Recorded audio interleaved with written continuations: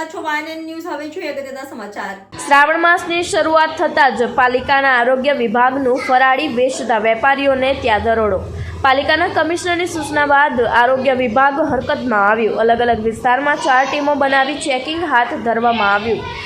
હાથીખાના તેમજ ચોખંડી વિસ્તાર સહિત અન્ય વિસ્તારોમાં ચેકિંગ હાથ ધરવામાં આવ્યું. ચોખંડી વિસ્તારમાં આવેલ લોટઘરમાં ફરાળી લોટના ગોડાઉનમાં ચેકિંગ. તમામ પ્રકારના ફરાળી લોટનું ચેકિંગ હાથ ધરવામાં આવ્યું. હાલમાં શ્રાવણ માસ ચાલી રહ્યો છે. તમામ લોકો ઉપવાસ કરતા હોય છે. તેઓના આરોગ્ય સાથે ચેડા ન થાય તે માટે આ ચેકિંગ હાથ ધરાયું છે.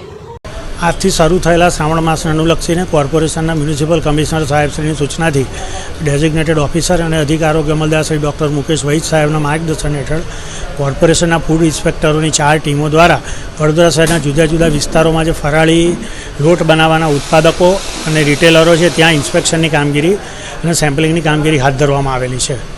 સેમ્પલિંગ દરમિયાન તમને શું જાણવા મળ્યું અને તમે એમને શું કહેશો? હજી સેમ્પલિંગની કામગીરી ચાલુ કરેલી નથી. ઇન્સ્પેક્શનની કામગીરી ચાલી રહી છે અને એમની પાસે જે વિવિધ ફરાળી લોટ, રાજગરાનો લોટ, મોરિયાનો લોટ, સિંગોડાનો લોટ કેટલી માત્રામાં છે તેનો સ્ટોક અને વેરિફિકેશન ચાલી રહ્યું છે. Subscribe now and press the bell icon. Never miss an update.